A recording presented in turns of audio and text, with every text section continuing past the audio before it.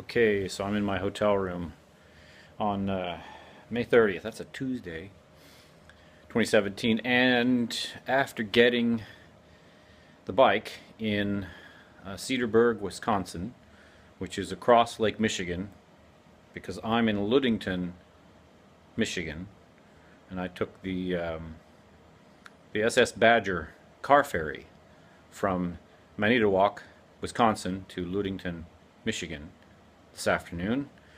About 4 hours trip. Pretty damn cool. It's the last and only coal-fired ship in existence. So it's a bit of a relic, built in 1956, I think, but pretty damn cool nonetheless. Got to ride my bike up onto the ferry and then put my tie downs in, tie the bike down, and then go up and hang out with the other passengers. But in any event, I thought I'd show my riding gear. So this is my very old, oops, there we go, Rex Marseille tail bag. Boy, this is just not easy. So let's see if I can show. It's pretty deep. There's my hand for reference. And it can hold things. So like a shoe. It's not bad. I've had that tank bag for a long time. Since the 90s. And it has a kind of a unique design. On the bottom it has these bungee hooks on each side, and they're meant to strap onto the bike, mostly just to stabilize it, not really for tie down. The bungee net that you see here, that's to tie down the bag to the back of the bike, and then there's another bungee cord I used for even more secure tie down. And one of the things you do when you ride a bike is you realize you don't get a second chance. If you don't tie your stuff down, you're going to probably lose it, or you're going to get it tangled up in the wheel or the chain, and that's not good.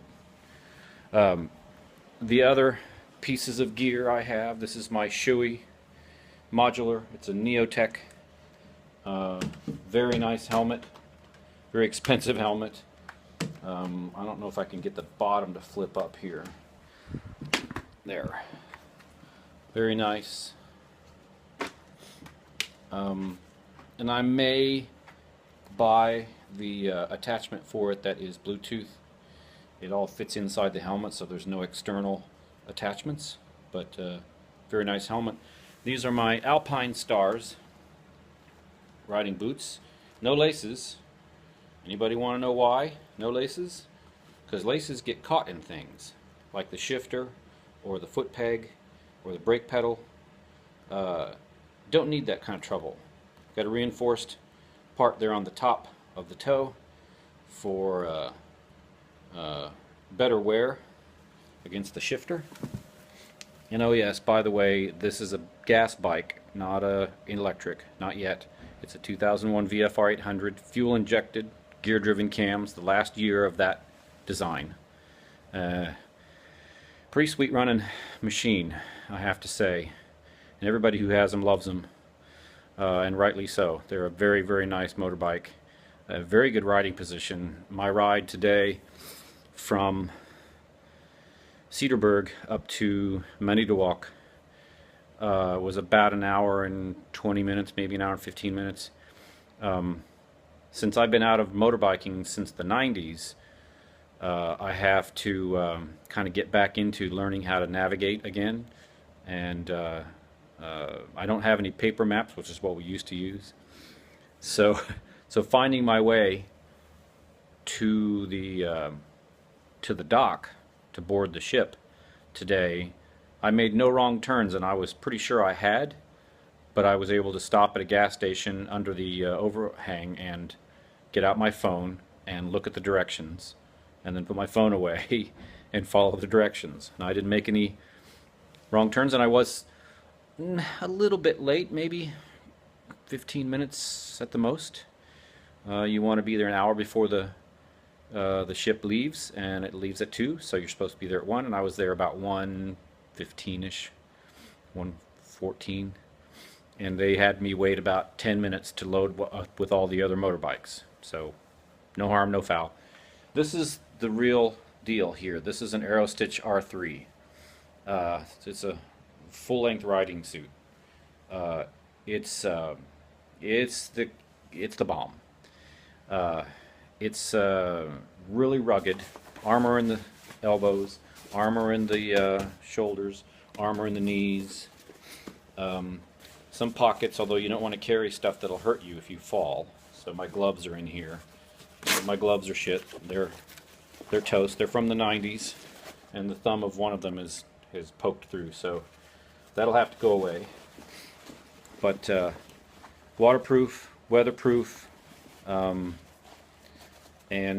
lots of vents on the sleeves, in the chest, on the sides. There's some more vents on the sides here, and just a finely crafted piece of riding gear. And made in Minnesota, and very expensive. But the folks who make them say if you don't like it, send it back, and we'll either fix it or get you another one. If you wreck it, send it back. If they can't repair it, they'll give you another one. Pretty hard to beat. And then the final piece of this is this bag, which is a GV 45 liter monokey hard bag. And I've had that since the 90s. And I think let me get my key, and I'll drag it out here into the light because there. So there you see it. And if you'll give me a second, give me 1 second to get my key. Hey, that's just really bad camera work. So key, and key going in to lock. And here's the deal with this thing. In order to latch it closed, you have to lock it. Very smart. Again, on motorbikes, you don't get a second chance. So this is why I had to send this, and you can see the UPS labels on the top here. I sent it from Atlanta to Cedarburg to the Stagecoach Inn bed and breakfast where I was staying. Called them and said, hey, can I do that? And they said, sure. So I sent the bag and a box with my riding suit and a new seat for the motorbike. And they kept it for a couple days, and then I showed up. So this is my travel backpack. Very heavy right now because I've got a lot of stuff in there. And then you can see this is pretty big. Holds a lot of stuff. 45 liters is a lot. These are my held winter gloves, and I'll probably be wearing them on the rest of this trip. Got a little armor on the heel there, you can see on the palm, the heel of the palm. Nice, I forget what this is called, this end part. Oh, there's a name for it. Arr!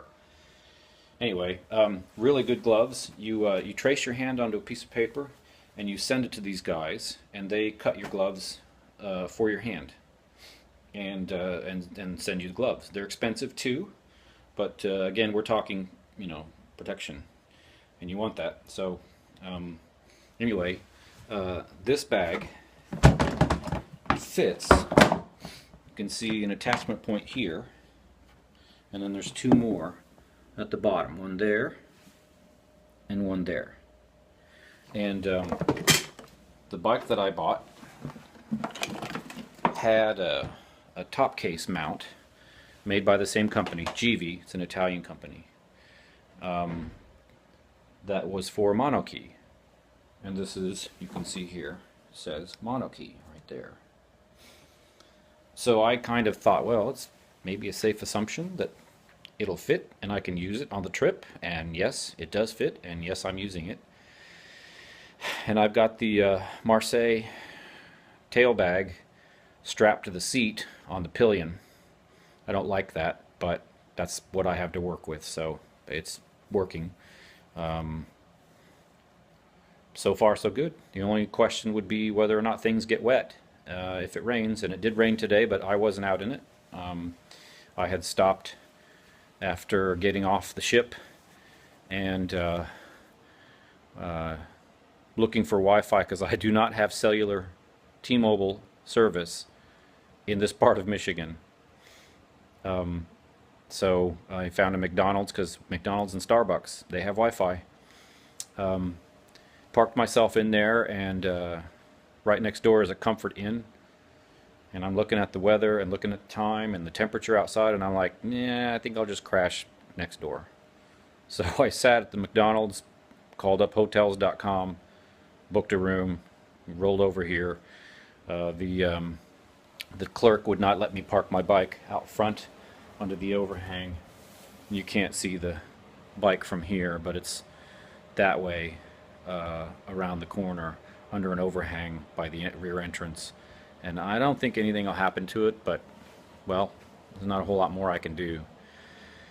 So, it's 9 p.m. local time, and I'm tired, and I am also very happy because my hands, my wrists, my back, my legs, my hips, knees, I don't feel any discomfort anywhere. The V4 of the VFR, V4 engine, for those of you who are the unwashed types, has a unique firing order that makes it very smooth, and your hands don't go to sleep after a long ride. They just don't. There's not any vibration that makes them go to sleep. Some motorbikes are very awful, very terrible about that. Harley Davidson's one of them. Then there's some other ones that buzz, which makes it even worse. Some of the inline 4-cylinder Japanese bikes are that way. This one is not, never has been. I have two complaints about this particular bike. The hand grips are too small, and they're rock hard, so I'm going to have to change those to something a little softer and maybe a tiny bit bigger in diameter. And they didn't clean and detail the bike when I picked it up. That was a bit of a surprise, and unfortunately I was pressed for time, so I couldn't haggle. All I could do was say, well, you know, thanks, and then in fact, I didn't say anything about it to them while I was there, because I was in a hurry, and I don't want to be in a hurry, but I was. But it's a good bike, runs well, everything works. I put on the new Sargent seat that I sent up here, and unfortunately I will confess that I could not fit the old seat in the Sargent seats box because it's too long, and just decided we'll just toss in the trash. So a very good factory Honda VFR 800 seat is no longer. Somebody will probably find it. It's free. I don't care. It's not worth very much. I think people get like $15 for them, you know, so whatever. That's it. I'm going to crash here, get up in the morning, and head down south. I'm not sure how far I'll get. Wednesday is tomorrow. It's a travel day, and it's no hurry. I have to be in Indianapolis on Thursday sometime, so I'll hook up with Colin at some point, I think on Thursday, and we will get ourselves moving south again, and that will be all. See ya.